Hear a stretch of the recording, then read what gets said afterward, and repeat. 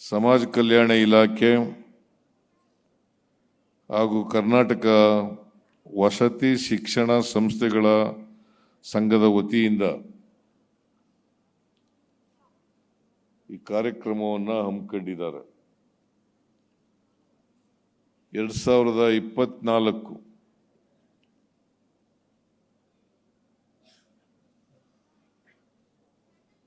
ಈ ಸಾಲಿನಲ್ಲಿ ರೆಸಿಡೆನ್ಷಿಯಲ್ ಶಾಲೆಗಳು, ಸರ್ಕಾರ ನಡೆಸತಕ್ಕಂಥ ರೆಸಿಡೆನ್ಷಿಯಲ್ ಶಾಲೆಗಳು, ಅಲ್ಲಿ ಉತ್ತಮ ಸಾಧನೆಗೈದಿರತಕ್ಕಂಥ SLC ಮತ್ತು PUC ಪರೀಕ್ಷೆಯಲ್ಲಿ ಹೆಚ್ಚು ಅಂಕಗಳನ್ನು ಪಡೆದಿರತಕ್ಕಂಥ ವಿದ್ಯಾರ್ಥಿನಿಯರಿಗೆ ಸನ್ಮಾನ ಸಮಾರಂಭವನ್ನು ಸಮಾಜ ಕಲ್ಯಾಣ ಇಲಾಖೆ ವತಿಯಿಂದ ಹಮ್ಮಿಕೊಂಡಿದ್ದಾರೆ.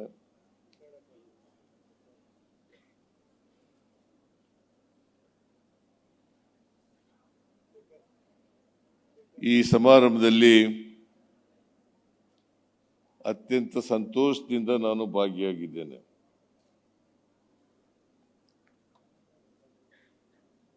ನಾನು ಮಾದೇವಪ್ಪನವರು ಇಬ್ರು ಮಾತಾಡ್ಕೊಂಡು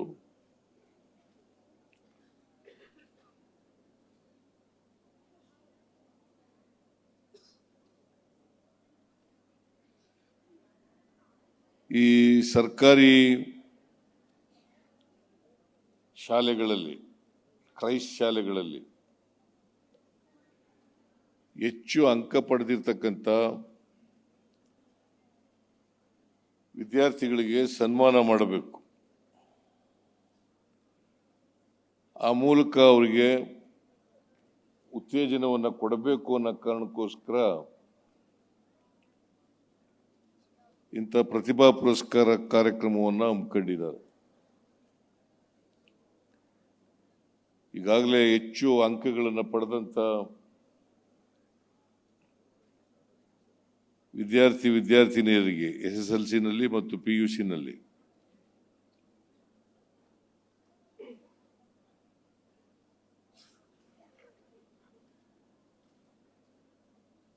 ಅವರೆಲ್ಲರನ್ನೂ ಕೂಡ ಇಲಾಖಾ ವತಿಯಿಂದ, ಸರ್ಕಾರದ ವತಿಯಿಂದ ಸನ್ಮಾನಿಸಿದ್ದೀವಿ. ಈ ರೆಸಿಡೆನ್ಷಿಯಲ್ ಶಾಲೆಗಳು ಪ್ರಾರಂಭ ಆದದ್ದು 1994-95ರಲ್ಲಿ. ನಾನು ಅವತ್ತು ಹಣಕಾಸಿನ ಮಂತ್ರಿಯಾಗಿದ್ದೆ. ನನಗೆ ಪ್ರೇರಣೆ ದೊರೆತದ್ದು DSS ವತಿಯಿಂದ.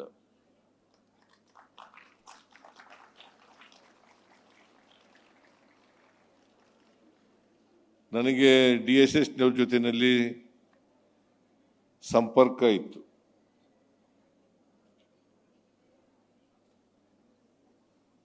ಆಗ ಅವರು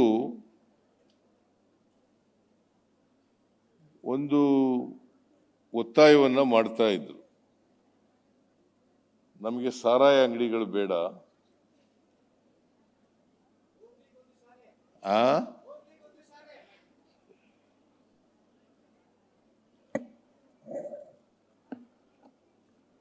ನಮಗೆ ಸಾರಾಯಿ ಅಂಗಡಿಗಳು ಬೇಡ, ರೆಸಿಡೆನ್ಷಿಯಲ್ ಶಾಲೆಗಳು ಬೇಕು, ನಮ್ಮ ಮಕ್ಕಳಿಗೆ ಗುಣಮಟ್ಟದ ಶಿಕ್ಷಣ ಸಿಕ್ಕಬೇಕು. ಅವರು ಕೂಡ ಅವರ ಭವಿಷ್ಯವನ್ನು ರೂಪಿಸ್ಕೊಳ್ತಕ್ಕಂಥ ಅವಕಾಶಗಳನ್ನು ಒದಗಿಸ್ಕೊಡ್ಬೇಕು. ಈ ರೀತಿಯಾಗಿ ಒತ್ತಾಯವನ್ನು ಮಾಡ್ತಾ ಇದ್ರು. ನಾನು ಅದರಿಂದ ಪ್ರೇರೇಪಿತನಾಗಿ ನನಗೆ ಬಜೆಟ್ ಮಂಡಿಸ್ತಕ್ಕಂಥ ಅವಕಾಶ ಸಿಕ್ಕಿದ್ರಿಂದ ಮೊದಲನೇ ಬಜೆಟ್ ಮಂಡಿಸಿದ್ದು ನಾನು 94-95ರಲ್ಲಿ. ಆಗ್ತಾನೆ ಹಣಕಾಸಿನ ಮಂತ್ರಿಯಾಗಿದ್ದೆ. ಆಗ ಗ್ರಾಮೀಣ ಪ್ರದೇಶದಲ್ಲಿ ರೆಸಿಡೆನ್ಷಿಯಲ್ ವಸತಿ ಶಾಲೆಗಳನ್ನು ತೆಗಿಬೇಕು ಅಂತೇಳಿ ತೀರ್ಮಾನ ಮಾಡಿ ಘೋಷಣೆ ಮಾಡಿ ಅವಕ್ಕೆ ಮೊರಾರ್ಜಿ ರೆಸಿಡೆನ್ಷಿಯಲ್ ಸ್ಕೂಲ್ಸ್ ಅಂತ ಹೆಸರಿಟ್ಟದ್ದು. ಅವತ್ತು ಡಿಮ್ಯಾಂಡ್ ಏನಪ್ಪಾ ಅಂತಂದ್ರೆ ಒಂದು ಹೋಬಳಿಗೊಂದು ಶಾಲೆ ಇರಬೇಕು.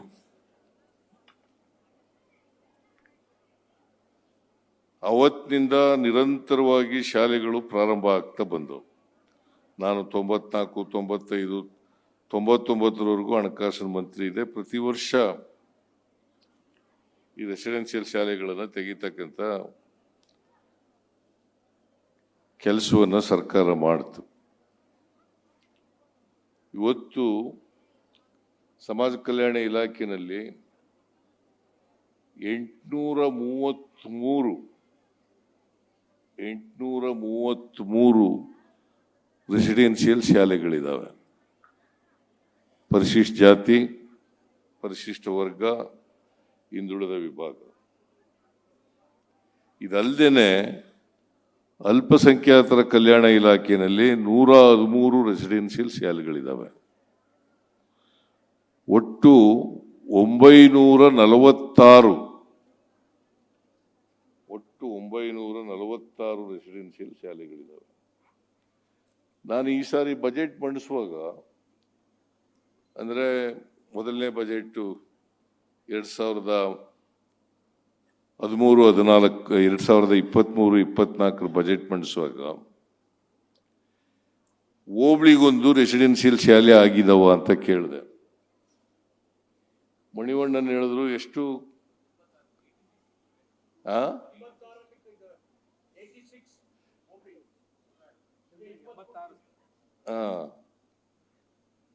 ಅಷ್ಟು ಹೋಬಳಿಗಳಲ್ಲೂ ಕವರ್ ಆಗಿಲ್ಲ. ಕೆಲವು ಹೋಬಳಿಗಳಲ್ಲಿ, ಕೆಲವು ತಾಲೂಕುಗಳಲ್ಲಿ ಜಾಸ್ತಿ ಆಗ್ಬಿಟ್ಟಿದ್ದಾವೆ, ಒಂದು ಶಾಲೆಗಿಂತ ಜಾಸ್ತಿ ಆಗ್ಬಿಟ್ಟಿದ್ದಾವೆ. ಆದರೆ ಸಮಾನವಾಗಿ ಹಂಚಿಕೆ ಆಗಿಲ್ಲ, ಎಲ್ಲ ಹೋಬಳಿಗಳಲ್ಲೂ ಕೂಡ ಆಗಿಲ್ಲ. ಹಾಗಾಗಿ ಎಲ್ಲ ಹೋಬಳಿಗಳಲ್ಲೂ ಕೂಡ ಒಂದು ಇರಲೇಬೇಕು. ಇರೋವನ್ನ ಕಿತ್ಕೊಡೋದು ಬೇಡ, ಎಲ್ಲ ಹೋಬಳಿಗಳಲ್ಲೂ ಕೂಡ ಒಂದು ಶಾಲೆ ಇರಲೇಬೇಕು, ರೆಸಿಡೆನ್ಷಿಯಲ್ ಶಾಲೆ ಇರಲೇಬೇಕು ಅಂತೇಳಿ ಈ ವರ್ಷ 20 ರೆಸಿಡೆನ್ಷಿಯಲ್ ಶಾಲೆಗಳನ್ನು ಪ್ರಾರಂಭ ಮಾಡಲಿಕ್ಕೆ ಅನುಮತಿಯನ್ನ ಕೊಟ್ಟಿದ್ದೇವೆ. ಮುಂದಿನ ವರ್ಷ ಇನ್ನೂ ಜಾಸ್ತಿ ಕೊಡ್ತೀವಿ. ಒಟ್ಟಾರೆ ನಮ್ಮ ಉದ್ದೇಶ ಪ್ರತಿ ಹೋಬಳಿ ಮಟ್ಟದಲ್ಲಿ ಒಂದು ರೆಸಿಡೆನ್ಸ್ ಶಾಲೆ ಇರಲೇಬೇಕು.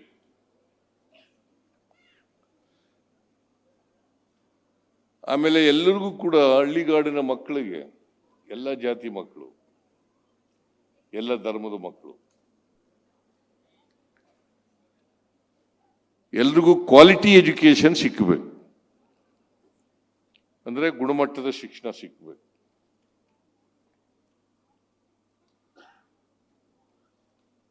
ಗುಣಮಟ್ಟದ ಶಿಕ್ಷಣ ಸಿಕ್ಕಿದಾಗ ಮಾತ್ರ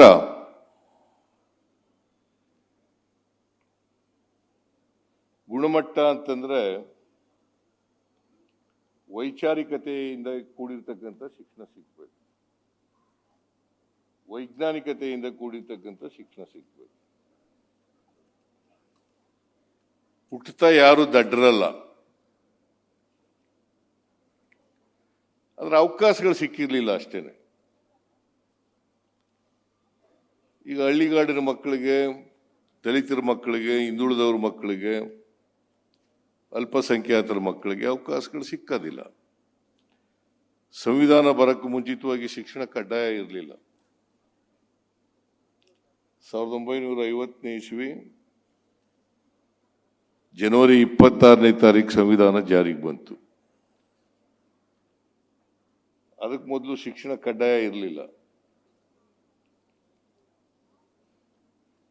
ಬಾಬಾ ಸಾಹೇಬ್ ಅಂಬೇಡ್ಕರ್ ಅವರು ಈ ದೇಶಕ್ಕೆ ಒಂದು ಸಂವಿಧಾನ ಕೊಟ್ಟ ಮೇಲೆ ಶಿಕ್ಷಣ ಕಡ್ಡಾಯ ಆಯಿತು. ದಲಿತರ ಮಕ್ಕಳು ಓದಬೇಕು, ಹಿಂದುಳಿದವ್ರ ಮಕ್ಕಳು ಓದಬೇಕು, ಅಲ್ಪಸಂಖ್ಯಾತರ ಮಕ್ಕಳು ಓದಬೇಕು, ಮುಂದುವರೆದವ್ರ ಮಕ್ಕಳು ಓದಬೇಕು, ಬಡವ್ರ ಮಕ್ಕಳು ಓದಬೇಕು. ನಮ್ಮ ಚತುರ್ವರ್ಣ ಜಾತಿ ವ್ಯವಸ್ಥೆಯಲ್ಲಿ ಯಾವ ತರ ಇತ್ತಪ್ಪ ಅಂತಂದ್ರೆ, ಶೂದ್ರರ ಮಕ್ಕಳಿಗೆ ಓದ್ತಕ್ಕಂಥ ಅವಕಾಶಗಳು ಇರಲಿಲ್ಲ.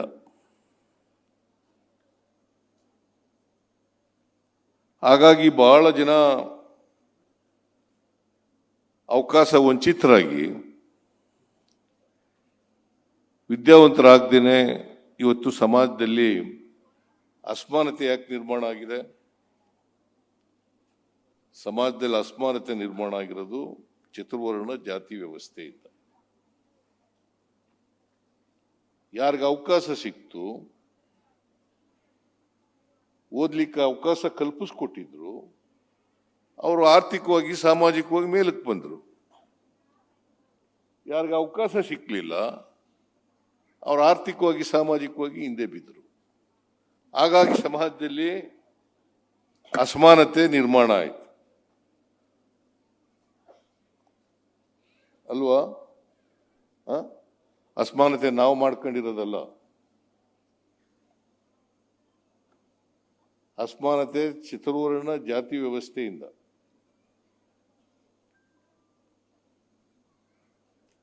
ಈಗ ನನಗೆ ಶಿಕ್ಷಣ ಸಿಕ್ಕಿದ್ರಿಂದ ನಾನು ಮುಖ್ಯಮಂತ್ರಿ ಆಗಲಿಕ್ಕೆ ಅವಕಾಶ ಸಿಕ್ತು. ಶಿಕ್ಷಣ ಸಿಕ್ಕದೇ ಇದ್ರೆ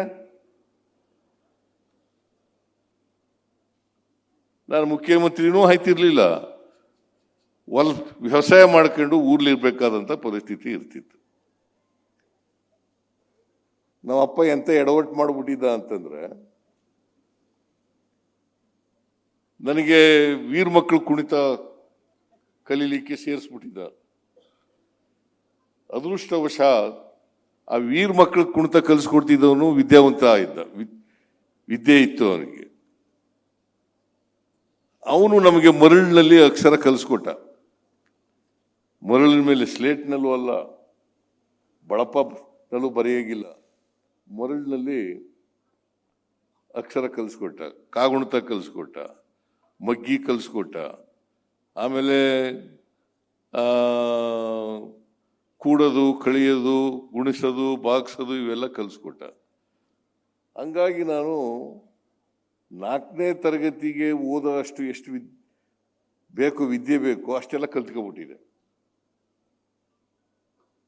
ನಮ್ಮೂರಿಗೆ ನಾನು ಅವನು ಏನ್ ಮಾಡ್ದ, ನಂಜೇಗೌಡ ಅಂತ ನಮಗೆ ವೀರ ಮಕ್ಕಳು ಕುಣಿತ ಕಲಿಸ್ತಾ ಇದ್ದ. ನನಗೆ ಮತ್ತೆ ಮುಂದೆ 25 ಹುಡುಗರಿಗೆ ಕಲಿಸ್ಕೊಡ್ತಾ ಇದ್ದ. ಅವನು 2 ವರ್ಷ ಆದ್ಮೇಲೆ ಬಿಟ್ಬಿಟ್ಟ. ನಮ್ಮೂರಿನ ಯಜಮಾನರಿಗೂ ಅವ್ರಿಗೂ ಏನೋ ಡಿಫ್ರೆನ್ಸ್. ಆಮೇಲೆ ನಾನು 1 ವರ್ಷ MA ಕಾಯ್ಕೊಂಡಿದ್ದೆ. ಒಬ್ಬ ರಾಜಪ್ಪ ಅಂತ ಮೇಷ್ಟ್ರು ಬಂದರು, ಹೆಡ್ ಮಾಸ್ಟ್ರು. ಅವನು ಪಾಪ ಮೇಷ್ಟ್ರು ಹೆಂಗ್ ಮಾಡ್ತಿದ್ರು ಅಂತಂದ್ರೆ, ಪ್ರತಿ ಮನೆಗೂ ಹೋಗೋದು, ಯಾರು ಡ್ರಾಪ್ ಔಟ್ ಆಗಿದ್ದಾರೆ, ಯಾರು ಶಾಲೆಗೆ ಸೇರ್ಕೊಂಡೇ ಇಲ್ಲ ಅವ್ರನ್ನೆಲ್ಲ ಶಾಲೆಗೆ ಸೇರಿಸೋದು, ಡ್ರಾಪ್ ಔಟ್ ಆಗಿರೋರು ಶಾಲೆಗೆ ಸೇರಿಸೋದು, ಇವೆಲ್ಲ ಮಾಡ್ತಾ ಇದ್ದ. ಆಮೇಲೆ ನಮ್ಮನೇಲೂ ಬಂದು ಕೇಳದ, ನಿಮ್ಮ ಹುಡುಗ ಯಾಕೆ, ನಾನು 9-10 ವರ್ಷ ಇರಬೇಕು, ಆಗ 10 ವರ್ಷ ಇರಬೇಕು,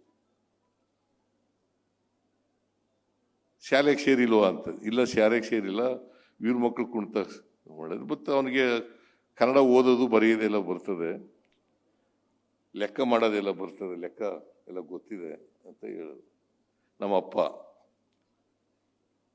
ಆಮೇಲೆ ಆ ಮೇಷ್ಟ್ರು, ನಾವು ವೀರ ಮಕ್ಕಳು ಕುಣಿತಿದ್ದ ಮಕ್ಕಳಲ್ಲಿ ನನಗೆ, ಮೆಣಸೇಗೌಡ ಅಂತ ಒಬ್ಬ, ಮರಲಿಂಗಯ್ಯ ಅಂತ, ನಾವು 3 ಜನಕ್ಕೂ 5ನೇ ತರಗತಿ ನೇರವಾಗಿ ಸೇರಿಸ್ಬಿಟ್ರು.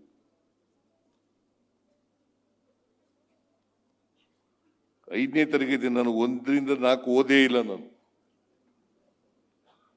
1 to 4 ಶಾಲೆಗೂ ಸೇರಿಲ್ಲ, ಓದ್ಲೂ ಇಲ್ಲ. ನೇರವಾಗಿ 5ನೇ ತರಗತಿಗೆ ಸೇರ್ಕೊಬಿಟ್ಟೆ. ಒಂದು ವೇಳೆ ರಾಜಪ್ಪ ಮೇಷ್ಟ್ರು ನಮ್ಮ ಊರಿಗೆ ಬರದೇ ಹೋಗಿದ್ರೆ ನಾನು ಲಾಯರು ಆಯ್ತಿರ್ಲಿಲ್ಲ, ಲಾ ಡಿಗ್ರಿನೂ ಮಾಡ್ತಿರ್ಲಿಲ್ಲ, ಮುಖ್ಯಮಂತ್ರಿ ಅಂತೂ ಆಯ್ತಾನೇ ಇರಲಿಲ್ಲ. ಸೊ ನಾನು ಯಾಕೆ ಇದನ್ನು ಹೇಳ್ತಾ ಇದ್ದೀನಿ ಅಂತಂದ್ರೆ, ಶಿಕ್ಷಣ ಎಷ್ಟು ಮಹತ್ವ, ಅದಕ್ಕೆ ಬಾಬಾ ಸಾಹೇಬ್ ಅಂಬೇಡ್ಕರ್ ಅವರು ಶಿಕ್ಷಣಕ್ಕೆ ಹೆಚ್ಚು ಒತ್ತನ್ನು ಕೊಡ್ತಕ್ಕಂಥ ಕೆಲಸವನ್ನು ಮಾಡಿದ್ರು.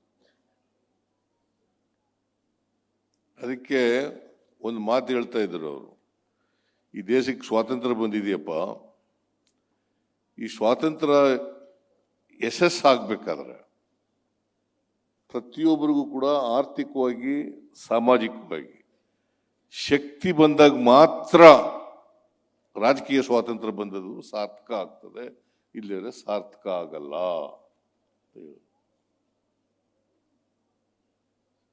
ಇದು ನಾನು ಹೇಳಿದ್ದಲ್ಲ, ಬಾಬಾ ಸಾಹೇಬ್ ಅಂಬೇಡ್ಕರ್ ಅವರು ಹೇಳಿದ್ದು.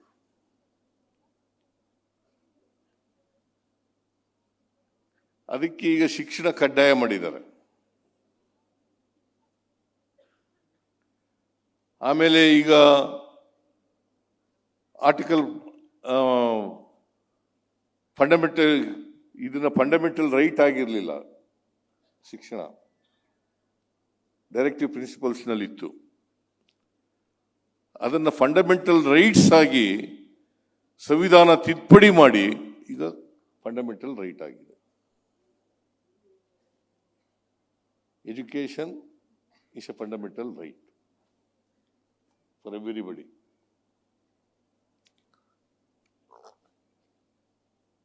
ಅದಕ್ಕೆ ಶಿಕ್ಷಣ ಎಲ್ರಿಗೂ ಗುಣಮಟ್ಟದ ಶಿಕ್ಷಣ ಸಿಕ್ಕದೆ ಹೋದರೆ, ವೈಚಾರಿಕತೆ ಬೆಳೆದೇ ಹೋದರೆ, ವೈಜ್ಞಾನಿಕತೆ ಬೆಳೆದೇ ಹೋದರೆ ಜಾತಿ ಅಷ್ಟು ಸುಲಭವಾಗಿ ಹೋಗಲ್ಲ.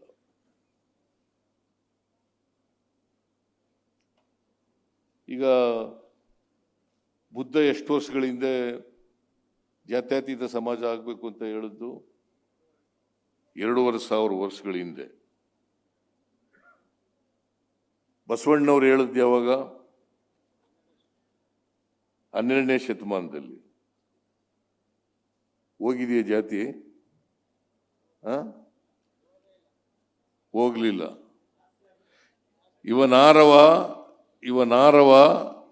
ಇವನಾರವ ಎಂದೆನಿಸದಿರಯ್ಯ, ಇವ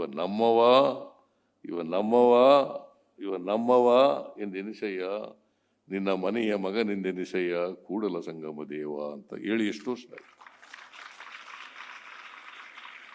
ಜಾತಿ ಹೋಗಿದ್ಯಾ? ವಿದ್ಯಾವಂತರಾದ್ರೂ ಜಾತಿ ಹೋಗಲ್ಲ. ಬಹಳ ಜನ ವಿದ್ಯಾವಂತರಾಗಿರ್ತಾರೆ, ಬಹಳ ಜನ ಬಸವಣ್ಣನ ಪೂಜೆ ಮಾಡ್ತಾರೆ. ಆದ್ರೆ ಇವನಾರವ ಅನ್ನೋದು ಬಿಟ್ಟೇ ಇಲ್ಲ, ಇನ್ನ ಇವ ನಮ್ಮವ ಅನ್ನೋದು ಬಂದೇ ಇಲ್ಲ. ಅದಕ್ಕೆ ವೈಚಾರಿಕತೆ, ವೈಜ್ಞಾನಿಕತೆ ಶಿಕ್ಷಣದಲ್ಲಿ ಇರಬೇಕು. ಮತ್ತೆ ಆರ್ಥಿಕ ಶಕ್ತಿ ಬೆಳಿಬೇಕು. ಜಾತಿ ಹೋಗಿ ಎಲ್ಲರೂ ಕೂಡ ಸಮಾನವಾಗಿ ಬದುಕ್ತಕ್ಕಂಥ ಸಮಾಜ ನಿರ್ಮಾಣ ಆಗ್ಬೇಕಾದ್ರೆ ಸುಮ್ಮನೆ ಆಗ್ತದ? ಆಗೋದಿಲ್ಲ.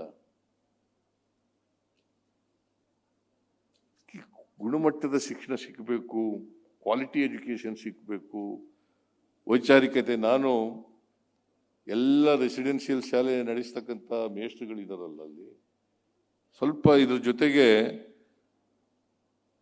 ಜಾತಿ ಹೋಗೋ ರೀತಿಯಲ್ಲೂ ಕೂಡ ವೈಚಾರಿಕತೆ ಬೆಳೆಸ್ತಕ್ಕಂಥದ್ದು ಬಹಳ ಒಳ್ಳೆಯದು, ವೈಜ್ಞಾನಿಕತೆ ಬೆಳೆಸ್ತಕ್ಕಂಥದ್ದು ಒಳ್ಳೆಯದು. ಇಲ್ಲದೆ ಹೋದ್ರೆ ಶಿಕ್ಷಣ ಆಗಿರ್ತದೆ, ಆದರೆ ನಾವು ಜಾತಿ ಬಿಟ್ಟು ಈಚೆಗೆ ಬರಲ್ಲ, ಧರ್ಮ ಬಿಟ್ಟು ಮತ ಬಿಟ್ಟು ಈಚೆಗೆ ಬರಲ್ಲ. ಅದಕ್ಕೋಸ್ಕರ ಬಹಳ ಜನ ಡಾಕ್ಟರ್ ಓದಿರ್ತಾರೆ, ಆದ್ರೆ ಮೌಢ್ಯಗಳು ಮಾತ್ರ ಬಿಡೋದಿಲ್ಲ, ಕಂದಾಚಾರಗಳು ಬಿಡಲ್ಲ. PhD ಮಾಡಿರ್ತಾರೆ, ಆದರೆ ಅದು ಮಾತ್ರ ಬಿಡಲ್ಲ. ಇನ್ನೂ ಮೌಢ್ಯಗಳು ಬಸವಣ್ಣ ಆ ಕಾಲದಲ್ಲೇ ಹೇಳಿದ್ರು, ಮೌಢ್ಯಗಳನ್ನೆಲ್ಲ ಬಿಡಬೇಕು ಅಂತ 12ನೇ ಶತಮಾನದಲ್ಲೇ ಹೇಳಿದ್ರು. ನೀನ್ ಯಾಕಪ್ಪ ಅಂಗಿ ಇಲ್ಲ, ಅವಿದ್ಯಾವಂತನಾಗಿದೆಯಾ, ಮನೆ ಇಲ್ಲ ಅಂತಂದ್ರೆ, ಓ ನಮ್ಮ ಕರ್ಮ ಸ್ವಾಮಿ, ಕರ್ಮ ಸಿದ್ಧಾಂತನ ತ್ಯಜಿಸಿ ಅಂತೇಳಿ ಬಹಳ ಹಿಂದೆನೆ ಬಸವಣ್ಣವ್ರು ಹೇಳಿದ್ರು. ಕರ್ಮ ಸಿದ್ಧಾಂತ ಅವೆಲ್ಲ ನಂಬ್ಕೊಳಕ್ ಹೋಗ್ಬಿಡಿಯಪ್ಪ, ಕರ್ಮನೂ ಇಲ್ಲ ಧರ್ಮನೂ ಇಲ್ಲ. ಕರ್ಮ ಅಂತ ಅನ್ನಕ್ ಹೋಗ್ಬೇಡಿ. ಆ ಹಿಂದಿನ ಜನ್ಮದಲ್ಲಿ ನಾನು ಕರ್ಮ ಮಾಡಿದ್ದೆ, ಅದಕ್ಕೋಸ್ಕರವಾಗಿ ಈ ಜನ್ಮದಲ್ಲಿ ಹಿಂಗಾಗ್ಬಿಟ್ಟಿದ್ದೀನಿ. ಅವೆಲ್ಲ ಬಿಡಬೇಕು. ನಾನು ವಿದ್ಯಾರ್ಥಿಗಳಿಗೆ ವಿಶೇಷವಾಗಿ ಹೇಳ್ತಾ ಇದ್ದೀನಿ, ದಯಮಾಡಿ ಇದನ್ನೆಲ್ಲ ಬಿಡಬೇಕು. ರೆಸಿಡೆನ್ಷಿಯಲ್ ಶಾಲೆನಲ್ಲಿ ಪಾಠ ಮಾಡ್ತಕ್ಕಂಥ ಮಾಸ್ಟರ್ಗಳು ಕೂಡ ಇದನ್ನು ಮಾಡಬೇಕು. ಮೊದಲು ಮಾಸ್ಟರ್ಗಳು ಬಿಡಬೇಕು, ಆಮೇಲೆ ವಿದ್ಯಾರ್ಥಿಗಳಿಗೆ ಪಾಠ ಹೇಳಬೇಕು ಅಲ್ವಾ? ಬಹಳ ಸಂತೋಷ ಏನಪ್ಪಾ ಅಂತಂದ್ರೆ, ಇವತ್ತು ಖಾಸಗಿ ಶಾಲೆಗಳ ವ್ಯಾಮೋಹ ಹೆಚ್ಚಾಗ್ತಾ ಇರ್ತಕ್ಕಂಥ ಈ ಸಂದರ್ಭದಲ್ಲಿ ಸರ್ಕಾರಿ ಶಾಲೆಯಲ್ಲಿ ಓದಂತ ಒಬ್ಬ ಹೆಣ್ಣು ಮಗಳು ಅಂಕಿತಾ ಅಂತ, ಬಾಗಲಕೋಟೆ ಜಿಲ್ಲೆಯು,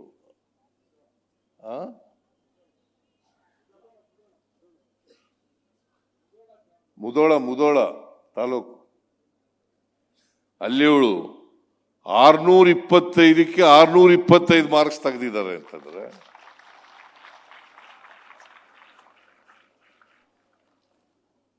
ನನಗಾದಂತ ಸಂತೋಷ ಇದೆಯಲ್ಲ,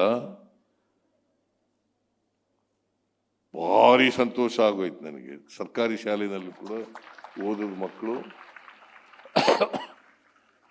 ಫಸ್ಟ್ ರ್ಯಾಂಕ್ ಬರ್ತಕ್ಕಂಥ, SSLC ನಲ್ಲಿ ಫಸ್ಟ್ ರ್ಯಾಂಕ್, ಆಮೇಲೆ ಎಲ್ಲ ರೆಸಿಡೆನ್ಷಿಯಲ್ ಶಾಲೆಗಳಲ್ಲಿ 96% ಪಾಸ್ ಆಗಿದ್ದಾರೆ, 96%. ಮೂರನೇವರು 623, ಮೂರನೇ ರ್ಯಾಂಕು. 4ನೇ ರ್ಯಾಂಕು 622, 5ನೇ ರ್ಯಾಂಕು 621. ನೋಡಿ ಎಷ್ಟು ಅವ್ರನ್ನ ಪ್ರತಿಭಾವಂತರನ್ನಾಗಿ ಮಾಡಲಿಕ್ಕೆ ಪ್ರಯತ್ನ ಮಾಡಿದ್ದಾರೆ. ಅದಕ್ಕೋಸ್ಕರ ಅವರೆಲ್ಲರಿಗೂ ಅಭಿನಂದನೆಗಳು. ಎಲ್ಲ ಹೆಚ್ಚು ಮಾರ್ಕ್ಸ್ ತಗೊಂಡಿದ್ದಾರಲ್ಲ ಅವರೆಲ್ಲರಿಗೂ ಅಭಿನಂದನೆಗಳು. ಮತ್ತೆ ಅವ್ರನ್ನ ತಯಾರು ಮಾಡದಂತೆ ಎಲ್ಲ ಶಿಕ್ಷಕರು, ಅವ್ರಿಗೆಲ್ಲರಿಗೂ ಕೂಡ ಧನ್ಯವಾದಗಳು. ಒಂದು ಗಮನದಲ್ಲಿಟ್ಟುಕೊಳ್ಳಿ, ಕ್ವಾಲಿಟಿ ಎಜುಕೇಶನ್ ಅಂತಂದ್ರೆ, ಗುಣಮಟ್ಟದ ಶಿಕ್ಷಣ ಅಂತಂದ್ರೆ ಬರೀ ಮಾರ್ಕ್ಸ್ ತಗೊಳ್ಳೋದು ಅಷ್ಟೇ ಅಲ್ಲ, ಮಾರ್ಕ್ಸ್ ಜೊತೆಗೆ ವೈಜ್ಞಾನಿಕತೆ ಮತ್ತು ವೈಚಾರಿಕತೆ ಬೆಳೆಸ್ಕೋಬೇಕು. ಅದಕ್ಕೆ ಹೆಚ್ಚು ಶ್ರಮ ಪಡ್ತಕ್ಕಂಥ ಕೆಲಸವನ್ನು ಮಾಡಬೇಕು. ಯಾಕಂತಂದ್ರೆ ಮಕ್ಕಳಿಗೆ ಏನು ಗೊತ್ತಿರೋದಿಲ್ಲ, ಜಾತಿನೂ ಗೊತ್ತಿರಲ್ಲ, ಧರ್ಮನೂ ಗೊತ್ತಿರಲ್ಲ. ನಾವೇ ಅವರಿಗೆ ಜಾತಿ ಮತ ಎಲ್ಲ ಹೇಳ್ಕೊಟ್ಬಿಡ್ತೀವಿ.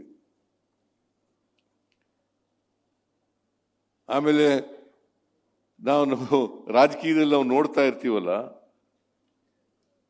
ಜಾಸ್ತಿ ಜಾತಿ ಮಾಡೋರೇ ಓದ್ದವರು.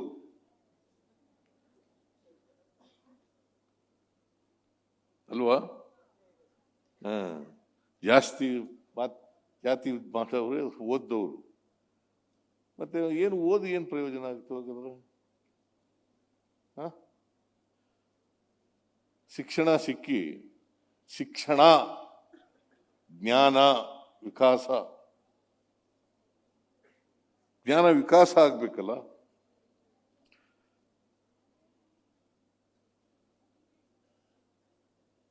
ಜ್ಞಾನ ವಿಕಾಸ ಆಗದೆ ಹೋದ್ರೆ ಶಿಕ್ಷಣ ಸಿಕ್ಕು ಪ್ರಯೋಜನ ಆಗಲ್ಲ. ಬರೀ ಓದು ಬರೆಯೋದಕ್ಕಷ್ಟೇ ಶಿಕ್ಷಣ ಅಲ್ಲ.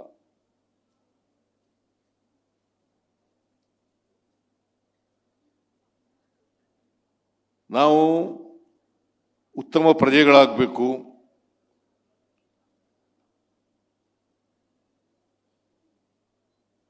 ನಮ್ಮ ಭವಿಷ್ಯ ರೂಪಿಸ್ಬೇಕು. ಈ ನಾಡಿನ ಭವಿಷ್ಯ ರೂಪಿಸ್ಬೇಕು. ಈ ದೇಶದ ಭವಿಷ್ಯ ರೂಪಿಸ್ಬೇಕು. ಅದಕ್ಕೆ ಬಾಬಾ ಸಾಹೇಬ್ ಅಂಬೇಡ್ಕರ್ ಅವರು ಒಂದು ಮಾತೇನು ಹೇಳಿದ್ರು ಅಂತಂದ್ರೆ, ಯಾರಿಗೆ ಇತಿಹಾಸ ಗೊತ್ತಿರಲ್ಲ ಅವ್ರು ಯಾರು ಕೂಡ ಭವಿಷ್ಯ ರೂಪಿಸ್ಲಿಕ್ಕೆ ಸಾಧ್ಯ ಇಲ್ಲ.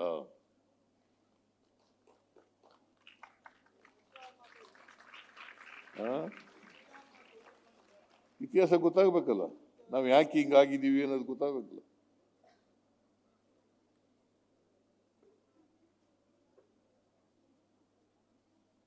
ಆ ಇತಿಹಾಸ ಗೊತ್ತಿಲ್ಲದೆ ಹೋದ್ರೆ ಭವಿಷ್ಯ ಯಾರು ರೂಪಿಸಕ್ಕಾಗಲ್ಲ.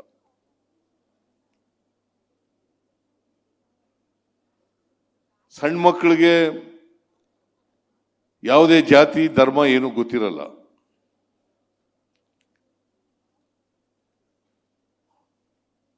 ಅದಕ್ಕೆ ಕುವೆಂಪು ಒಂದ್ ಕಡೆ ಏನ್ ಹೇಳ್ತಾರೆ ಅಂತಂದ್ರೆ, ಹುಟ್ಟುವಾಗ ಎಲ್ಲ ಮಕ್ಕಳುಗಳು ಕೂಡ ವಿಶ್ವಮಾನವರಾಗಿ ಹುಟ್ಟುತ್ತವೆ, ಬೆಳೀತಾ ಬೆಳೀತಾ ಅಲ್ಪಮಾನವರಾಗ್ಬಿಡ್ತವೆ. ನಾವು ವಿಶ್ವಮಾನವರಾಗಬೇಕು ಅಲ್ಪಮಾನವರಾಗಬೇಕಾ? ಅದಾಗಬೇಕಾದ್ರೆ ಗುಣಮಟ್ಟದ ಶಿಕ್ಷಣ ಪ್ರತಿಯೊಬ್ಬರಿಗೂ ಕೂಡ ಸಿಗಬೇಕು. ಸರ್ಕಾರ ಅದರಲ್ಲಿ ನಂಬಿಕೆ ಇಟ್ಕೊಂಡಿರ್ತಕ್ಕಂಥದ್ದು ನಮ್ಮ ಸರ್ಕಾರ. ನಾನಂತೂ ಸಂಪೂರ್ಣವಾಗಿ ಅಂಬೇಡ್ಕರ್, ಬಸವಣ್ಣ, ಬುದ್ಧ, ಬಸವ, ಗಾಂಧೀಜಿ ಇವ್ರು ಹೇಳದಂತ ಇದಾವೆ. ಆ ವಿಚಾರಗಳಲ್ಲಿ ಅಪಾರವಾದಂಥ ನಂಬಿಕೆ ಇಟ್ಕೊಂಡಿರ್ತಕ್ಕಂಥ ನೀವು ಮಕ್ಕಳುಗಳು ಕೂಡ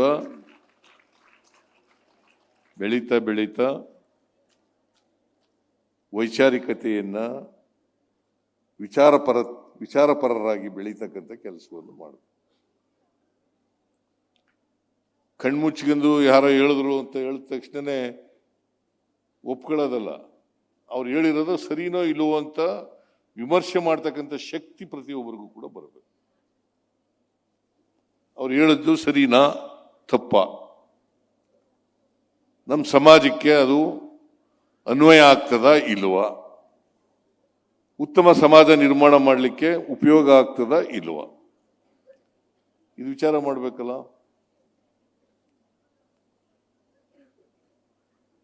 ಇದನ್ನು ಮಾಡಿದ್ರೆ ಮಾತ್ರ ನಿಜವಾದಂಥ ಶಿಕ್ಷಣ ಅಂತ ಕರಿಬೇಕಾಗ್ತದೆ.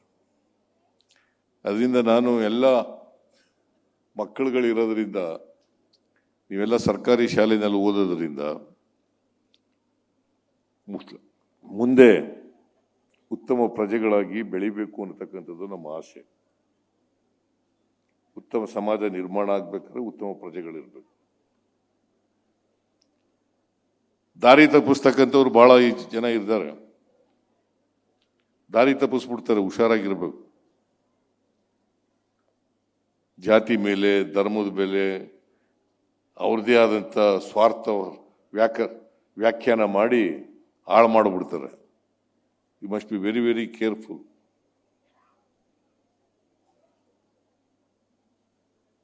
ಸೊ ಆ ಥರದ ಶಿಕ್ಷಣವನ್ನು ಪಡ್ಕೊಳ್ತಕ್ಕಂಥದ್ದು ಆದಾಗ ಮಾತ್ರ ನೀವು ಸಮಾಜದಲ್ಲಿ ಉತ್ತಮ ಪ್ರಜೆ ಆಗಲಿಕ್ಕೆ ಸಾಧ್ಯ ಆಗ್ತದೆ. ಅದಕ್ಕೋಸ್ಕರ ಶಿಕ್ಷಣ ಇರಲೇಬೇಕು, ಆರ್ಥಿಕ ಶಕ್ತಿನೂ ಬೇಕು.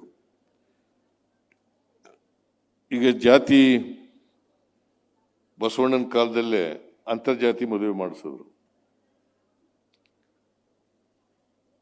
ಪಾಪ ಅಂತರ್ಜಾತಿ ಮದುವೆ ಮಾಡಿಸಿದ್ರು ಅಂಥೇಳಿ ಬ್ರಾಹ್ಮಣರಿಗೆ, ದಲಿತರಿಗೆ ಮದುವೆ ಮಾಡಿಸ್ಬಿಟ್ರು. ಬ್ರಾಹ್ಮಣರ ಹೆಣ್ಮಗಳು, ದಲಿತರ ಹುಡುಗ,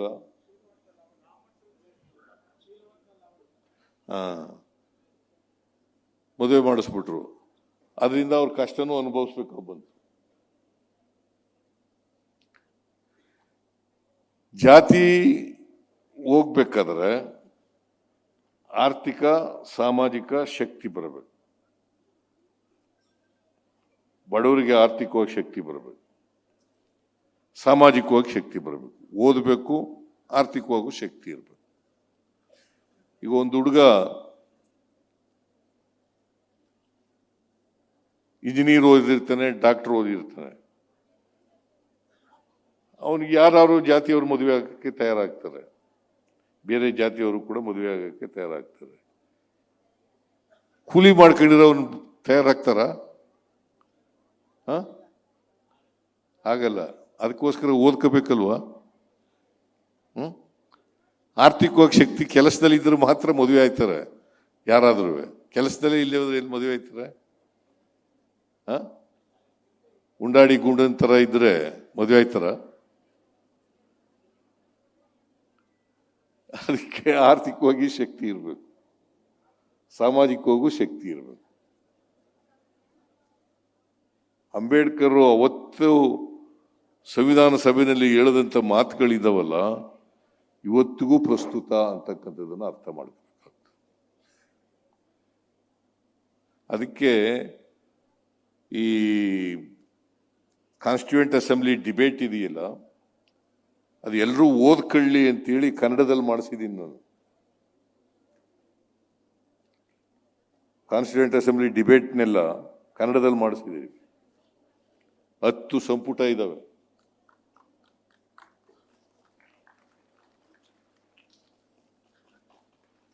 ಎಲ್ಲನೂ ಓದಕ್ಕಾಗದಿರೋ ಕೆಲವನಾರು ಓದ್ಕೋಬೇಕು. ಅದಕ್ಕೆ ಮಾದೇವಪ್ಪ ಸೋಷಿಯಲ್ ವೆಲ್ಫೇರ್ ಮಿನಿಸ್ಟರ್ ಆದಮೇಲೆ ಸಂವಿಧಾನದ ಪೀಠಿಕೆ, ಬಹಳ ಜನಕ್ಕೆ ಸಂವಿಧಾನ ಗೊತ್ತಿಲ್ಲ, ಪೀಠಿಕೆನೂ ಗೊತ್ತಿಲ್ಲ. ಸಾಮಾಜಿಕ ನ್ಯಾಯ ಅಂದ್ರೆ ಏನು ಅಂತ ಕೇಳ್ತಾರೆ.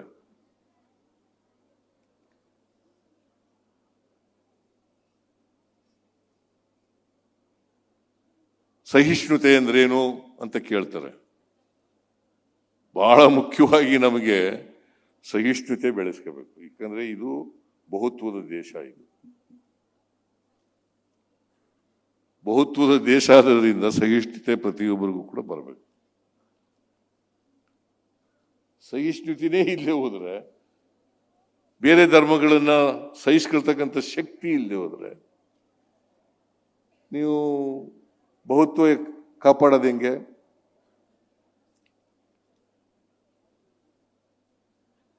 ಸೊ ಅದಕ್ಕೋಸ್ಕರ ಸಂವಿಧಾನ ಬಹಳ ಜನ ತಿಳ್ಕೊಳಕ್ ಹೋಗಲ್ಲ, ಓದಿರ್ತಾರೆ, ಸಂವಿಧಾನ ಮಾತ್ರ ಓದ್ಕೊಂಡಿರಲ್ಲ, ಸಂವಿಧಾನದ ಪೀಠಿಕೆನೂ ಗೊತ್ತಿರಲ್ಲ. ಅದಕ್ಕೆ ಶಾಲೆಗಳಲ್ಲೆಲ್ಲ ಈಗ ಸಂವಿಧಾನ ಪೀಠಿಕೆ ಓದಿಸ್ತಕ್ಕಂಥ ಕೆಲಸ ಮಾಡಿದ್ದೀವಿ. ಶಾಲೆಗಳಲ್ಲಿ, ಅನುದಾನಿತ ಶಾಲೆಗಳಲ್ಲಿ, ಗೌರ್ಮೆಂಟ್ ಶಾಲೆಗಳಲ್ಲಿ ಎಲ್ಲ ಕಡೆ ಸಂವಿಧಾನ ಪೀಠಿಕೆ ಓದಿಸ್ತಕ್ಕಂಥ ಕೆಲಸ ಮಾಡ್ತಾ ಇದ್ದೀವಿ. ಸಂವಿಧಾನ ಗೊತ್ತಾಗಬೇಕಲ್ಲ.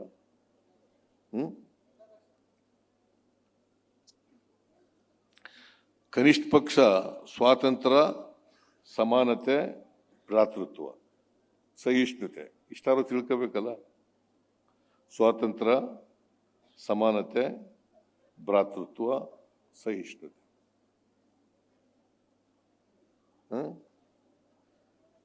ಇದು ತಿಳ್ಕೊಂಡ್ರೆ ಸಂವಿಧಾನ ಅರ್ಥ ಆಗತ್ತೆ ಅಲ್ವಾ?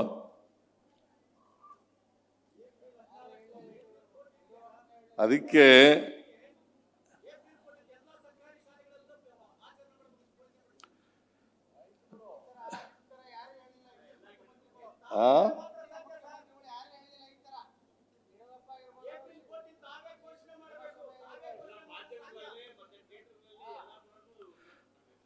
ಮಾಡೋಣ. ಅದರಿಂದ ನಾವು ಸಮಾಜ ನಿರ್ಮಾಣ ಆಗಬೇಕು ಅಂತ ಬರೀ ಬಾಯಿನಲ್ಲಿ ಹೇಳಿದ್ರೆ ಸಾಲದು. ಸಮಾಜ ನಿರ್ಮಾಣ ಮಾಡಲಿಕ್ಕೆ ಏನೇನು ಪ್ರಯತ್ನಗಳು ಮಾಡಬೇಕು ಅವೆಲ್ಲ ಪ್ರಯತ್ನ ಮಾಡಬೇಕು. ಅಲ್ವಾ? ಜಾತ್ಯತೀತ ಸಮಾಜ ನಿರ್ಮಾಣ ಮಾಡಲಿಕ್ಕೆ ಏನೇನು ಮಾಡಬೇಕು ಅದು ಮಾಡಬೇಕು. ಬರೀ ಭಾಷಣ ಮಾಡ್ಕೊಂಡಿದ್ರೆ ಆಗಲ್ಲ. ಎಲ್ಲರಿಗೂ ಸಹಿಷ್ಣುತೆ ಬರಬೇಕು ಅಂತ ಬರೀ ಭಾಷಣ ಹೊಡೆದ್ರೆ ಆಗೋದಿಲ್ಲ. ಅದಕ್ಕೆ ಪೂರಕವಾದಂಥ ಎಲ್ಲ ಪ್ರಯತ್ನಗಳನ್ನು ಮಾಡಿದಾಗ ಮಾತ್ರ ಸಾಧ್ಯ ಆಗ್ತದೆ. ಸೊ ನಾನು ಹೆಚ್ಚು ಮಾತಾಡಕ್ ಹೋಗಲ್ಲ. ಇವೆಲ್ಲ ಬಹಳ ಜನಕ್ಕೆ ಸಂವಿಧಾನ ಗೊತ್ತಿದೆ ಅಂತ ಅನ್ಕೊಂಡಿದ್ದೀನಿ ನಾನು. ಇಲ್ಲಿ ಬಂದಿರೋರಿಗೆ ವಿದ್ಯಾರ್ಥಿಗಳಿಗೆ ನಾವು ಸಮಾಜಮುಖಿಯಾಗಿರ್ಬೇಕು. ಸಮಾಜದ ಬಗ್ಗೆ ಯೋಚನೆ ಮಾಡ್ತಕ್ಕಂಥ ಶಕ್ತಿ ಬೆಳೆಸ್ಕೋಬೇಕು. ವೈಜ್ಞಾನಿಕತೆ ಬೆಳೆಸ್ಕೋಬೇಕು. ವೈಜ್ಞಾನಿಕ ಮನೋಭಾವ ಬೆಳೆಸ್ಕೋಬೇಕು. ವೈಚಾರಿಕತೆ ಬೆಳೆಸ್ಕೋಬೇಕು. ಅದನ್ನು ಬೆಳೆಸ್ಕೊಂಡ್ರೆ ನೀವು ಉತ್ತಮ ಪ್ರಜೆಯಾಗಿ ರೂಪುಗೊಳ್ಳಲಿಕ್ಕೆ ಸಾಧ್ಯ ಆಗ್ತದೆ. ಸಮಾಜದ ಸಮಸ್ಯೆಗಳನ್ನು ಬಗೆಹರಿಸಲಿಕ್ಕೆ ಸಾಧ್ಯ ಆಗ್ತದೆ. ಮಾದೇವಪ್ಪ ಹೇಳ್ತಾ ಇದ್ರು, ಈಗ ವಿದ್ಯಾರ್ಥಿಗಳು PUC ನಲ್ಲಿ ಓದ್ತಕ್ಕಂಥವ್ರು 12,000 ವಿದ್ಯಾರ್ಥಿಗಳಿದ್ದಾರೆ. ಅದರಲ್ಲಿ 400 ಜನ ಮಾತ್ರ ಇಂಜಿನಿಯರ್ಗಳಾಗ್ತಾ ಇದ್ದಾರೆ. ಡಾಕ್ಟರ್ಗಳಾಗ್ತಾ ಇರೋದು ಈ ಗೌರ್ಮೆಂಟ್ ಶಾಲೆಗಳಲ್ಲಿ ಓದೋರು. 400 ಜನರು ಮಾತ್ರ ಇಂಜಿನಿಯರ್ಗಳಾಗ್ತಾ ಇದ್ದಾರೆ. 30 ಜನ ಮಾತ್ರ ಡಾಕ್ಟರ್ಗಳಾಗ್ತಾ ಇದ್ದಾರೆ. ಅದು ಕನಿಷ್ಠ ಮಣಿವಣ್ಣನ್, ಕನಿಷ್ಠ 400 ಜನ ಇಂಜಿನಿಯರ್ಗಳಾದವರು 1,000 ಜನರು ಆಗ್ತಾರೆ. 30 ಜನ ಡಾಕ್ಟರ್ಗಳಾಗ್ತಾ ಇದ್ದವರು 100 ಜನ ಡಾಕ್ಟರ್ಗಳಾರು ಆಗ್ಬೇಕು. ಇದು ನಿಮ್ಮ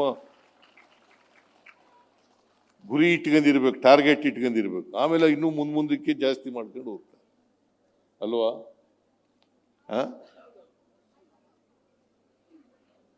ಸೊ ಇದನ್ನು ಮಾಡಿದ್ರೆ ಇನ್ನು ಹೆಚ್ಚು ಗೌರ್ಮೆಂಟ್ ಶಾಲೆಗಳಿಗೆ, ಈಗ 2 ಲಕ್ಷ ಚಿಲ್ಲರೆ ಎಲ್ಲ ಈ ರೆಸಿಡೆನ್ಸಿಯಲ್ ಶಾಲೆಯಲ್ಲಿ ಓದ್ತಾ ಇರತಕ್ಕಂಥ ಮಕ್ಕಳು 36,000 ಒಟ್ಟು ಎಲ್ಲ ರೆಸಿಡೆನ್ಸಿಯಲ್ 936. 2.1 lakh 2.1 lakh students.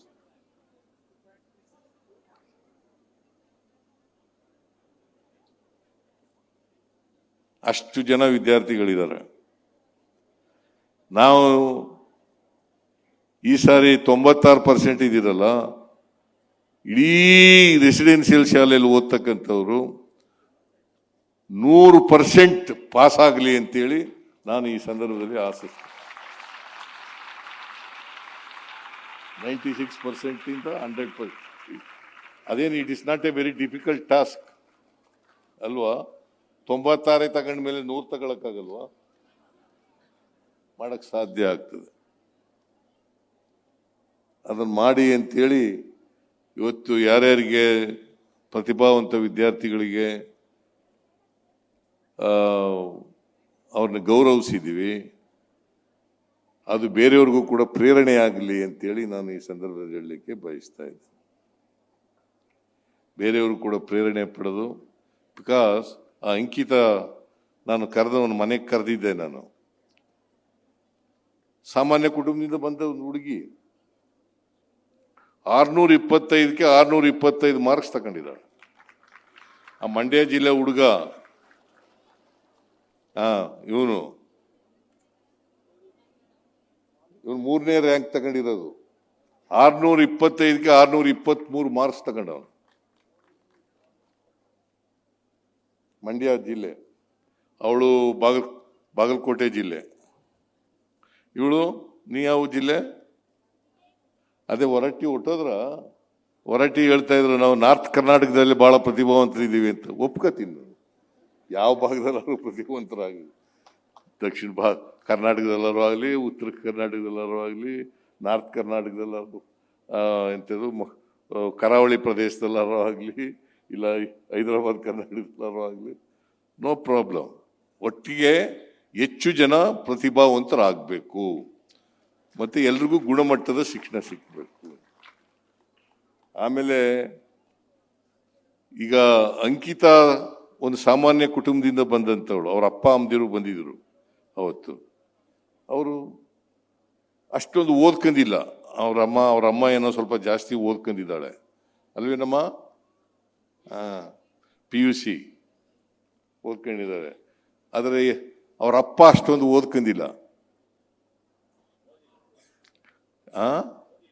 ಓದೇ ಇಲ್ವಾ? ಓದೇ ಇಲ್ಲ ಪಾಪ. ಅವ್ರ ತಾಯಿ PUC ಪಾಸ್ ಮಾಡ್ಕೊಂಡು ಅವಿದ್ಯಾವಂತನ ಮದುವೆ ಆಗಿದ್ದಾಳೆ. ಅವ್ರ ತಾಯಿ ವಿದ್ಯಾವಂತೆ ಆದ್ರಿಂದ ಇವಳು ವಿದ್ಯಾವಂತ. ಅದಕ್ಕೆ ಒಬ್ಬ ಹೆಣ್ಣುಮಗಳು ವಿದ್ಯಾವಂತೆ ಆದ್ರೆ ಮನೆಯವರೆಲ್ಲ ವಿದ್ಯಾವಂತರಾಗಲಿಕ್ಕೆ ಸಾಧ್ಯ ಆಗ್ತದೆ, ಮಕ್ಕಳೆಲ್ಲ ವಿದ್ಯಾವಂತರಾಗಲಿಕ್ಕೆ. ಹೆಣ್ಮಕ್ಳಿಗೂ ಕೂಡ ವಿದ್ಯೆ ಕಲಿತಕ್ಕಂಥ ಅವಕಾಶ ಇರಲಿಲ್ಲ.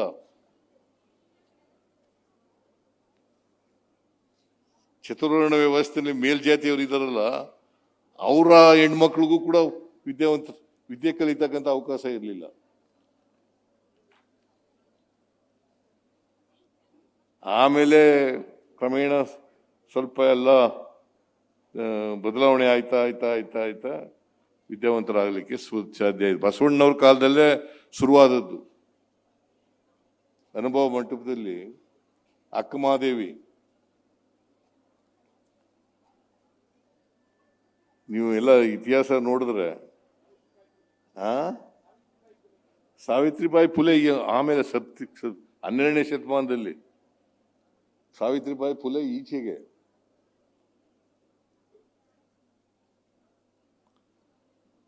ಆ ಕಾಲದಲ್ಲಿ ಹೆಣ್ಮಕ್ಳಿಗೆ, ಅದಕ್ಕೆ ಇವ್ರೇನು ಹೇಳ್ತಾ ಇದ್ರು, ಲೋಹಿ ಅವ್ರು ಏನು ಹೇಳ್ತಾ ಇದ್ರು ಅಂತಂದ್ರೆ, ಯಾರು ಹಿಂದುಳಿದವರು ಅಂತ ಹೇಳ್ತೀವಲ್ಲ, ಹೆಣ್ಮಕ್ಳು ಕೂಡ ಹಿಂದುಳಿದವರೇ ಅಂತ ಹೇಳ್ತಾ ಇದ್ರು. ಯಾಕಂದ್ರೆ ಅವರು ಅಕ್ಷರ ಸಂಸ್ಕೃತಿಯಿಂದ ವಂಚಿತರಾಗಿದ್ದವರು.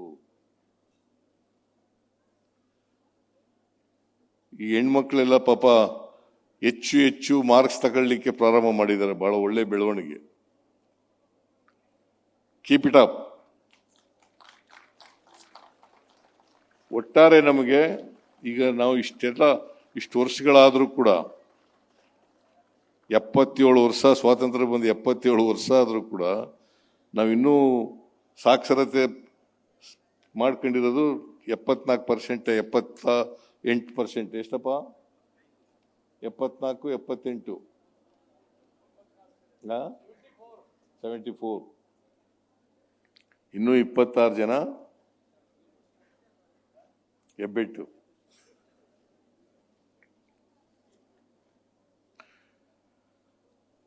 ಆಮೇಲೆ ಈ ಬಡವರಿಗೆ ಒಳ್ಳೆ ವಾತಾವರಣ ಇಲ್ಲ. ಈಗ ಶ್ರೀಮಂತರ ಮನೇಲಿ ಇರ್ತಕ್ಕಂಥ ವಾತಾವರಣ, ನಾವು ಶನಿವಾರ ಭಾನುವಾರ ಬಂದ್ರೆ ಎಮ್ಮೆ ಮೇಯ್ಸಕ್ಕೆ ಕಳಿಸ್ಬಿಡ್ತೀವಿ ನಮ್ಮ ಮನೆಯಲ್ಲಿ. ನಿಮ್ಗೆ ಆ ಥರ ಇದ್ದಾಗಿಲ್ಲ ನಂಗೆ ಕಾಣಿಸುತ್ತೆ.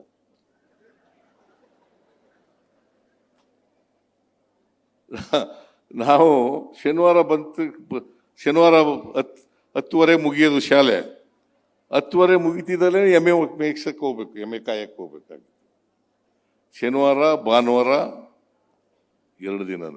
ಆಮೇಲೆ ರಜದಲ್ಲಿ ಹೋಯ್ತಿದ್ವಲ್ಲ, ನಾವು ಹಳ್ಳಿಗೆ ಹೋದಾಗ ವ್ಯವಸಾಯ ಮಾಡಬೇಕಾಗಿತ್ತು, ಹೊಲ ಉಳಕ್ಕೆ ಹೋಗ್ಬೇಕಾಗಿತ್ತು ನಾವು. ನೋಡಿ ನಮ್ಮ ವಾತಾವರಣ, ಬೇರೆಯವರು ಅನುಕೂಲ, ಶ್ರೀಮಂತರ ಮನೆ ವಾತಾವರಣ ವ್ಯತ್ಯಾಸಗಳಿರ್ತವೆ. ಅದಕ್ಕೆ ಈ ರೆಸಿಡೆನ್ಷಿಯಲ್ ಶಾಲೆಗಳಲ್ಲಿ, ಆಶ್ರಮ ಶಾಲೆಗಳಲ್ಲಿ ಒಳ್ಳೆ ವಾತಾವರಣ ನಿರ್ಮಾಣ ಮಾಡಿಕೊಡ್ತಕ್ಕಂಥ ಕೆಲಸಗಳು ಮಾಡ್ತಾರೆ. ಸೊ ಇದನ್ನೆಲ್ಲ ಉಪಯೋಗಿಸ್ಕೊಂಡು ನೀವೆಲ್ಲರೂ ಕೂಡ ಸಮಾಜದಲ್ಲಿ ಸಮಾಜಮುಖಿಯಾಗಿ ಬೆಳಿಬೇಕು ಅಂತ ಅನ್ನೋದೇ ನಮ್ಮ ಆಸೆ.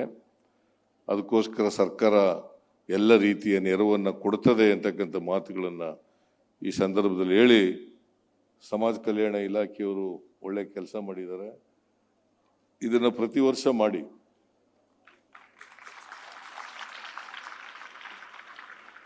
ಅಂತ ಹೇಳಿ ಮಹದೇವಪ್ಪನವರ ನಾಯಕತ್ವದಲ್ಲಿ ಎಲ್ಲ ಈ ಥರದವೆಲ್ಲ ಇನ್ನೂ ಒಳ್ಳೆಯ ಕೆಲಸಗಳಾಗಲಿ ಅಂತೇಳಿ ಆಶಿಸಿ ನಿಮಗೆಲ್ಲ ನಮಸ್ಕಾರ ಮಾಡಿ ಮತ್ತು ಎಲ್ಲ ವಿದ್ಯಾರ್ಥಿಗಳಿಗೆ ಶುಭ ಕೋರಿ ಅವರೆಲ್ಲರಿಗೂ ಕೂಡ ಅಭಿನಂದನೆಗಳನ್ನು ಹೇಳಿ ನಾನು ಮಾತನ್ನು ಮುಗಿಸ್ತೇನೆ. ಜೈ ಹಿಂದ್, ಜೈ ಕರ್ನಾಟಕ. ನ್ಯೂಸ್ ಫಸ್ಟ್ ನಿರ್ಭೀತಿಯಿಂದ ನಿಮ್ಮ ಪರವಾಗಿ.